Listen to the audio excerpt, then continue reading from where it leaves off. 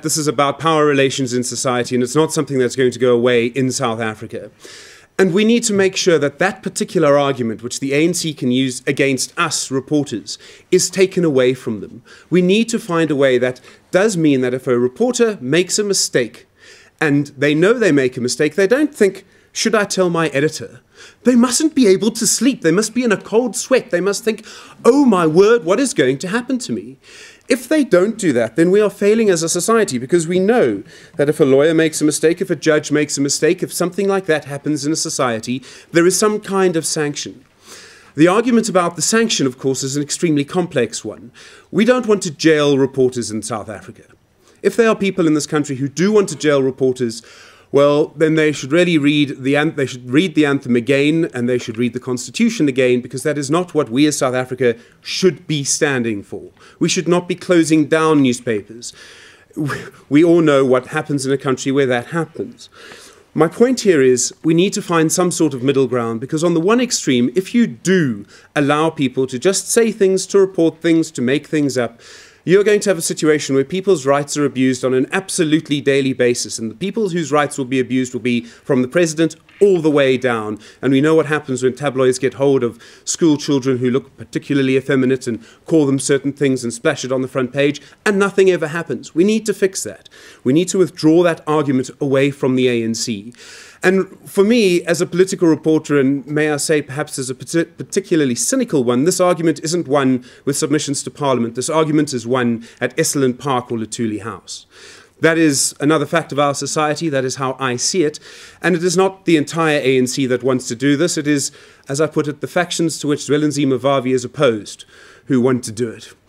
What I'm saying by that is we need to have the argument in a way that makes those people stop and think.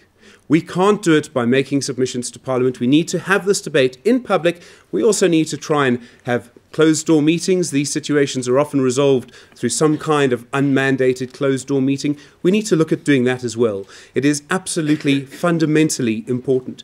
But one of the things we can do immediately is withdraw one of the big sticks that the ANC has against us by making sure that we have some kind of sanction.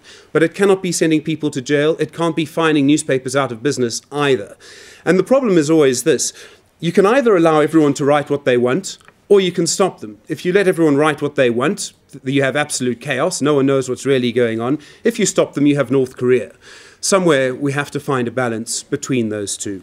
The main point I want to make, though, as a political reporter, as someone who follows the ANC as sort of my bread and butter, is that where journalists, journalism, and the media are losing this argument is when it comes to the ANC's fight about dignity.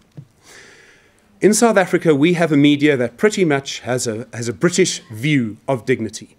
We all think it's fine to put a shower head on the president. We all think it's fine to call someone who spent her entire life fighting for freedom for her people, Manto.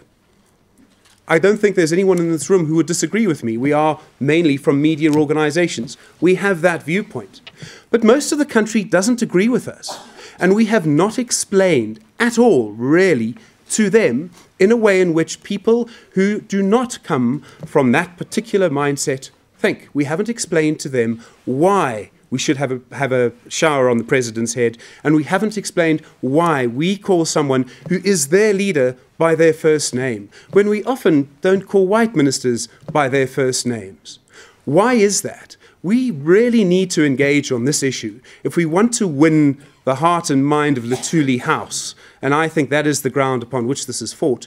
We need to make sure that we also deal with this particular issue about dignity. The first point, of course, is accuracy, right? It's critical to make sure that stories stand up. It's an obvious point, but we cannot afford to have stories that are headlined in a way that are not reflected in the body of the text, as unfortunately happened around this exact debate to one of Joburg's newspapers some time ago. Related to this is, I think that we need a much more sophisticated way of understanding and using the sources that we do. Again, Stephen made reference to the stories around the Deputy President's personal affairs, and you know, it is a difficult situation to handle, but it is clear, I think, that it was a mistake to rely on a source that subsequently turned out to be unreliable. We have to look closely, we have to ask questions like, would that person know what they're telling us? And I think significantly also, and that leads me to my next point, is we have to make sure that that where we do quote sources, and particularly anonymous sources, that what they're telling us is verifiable in some sense and not speculation.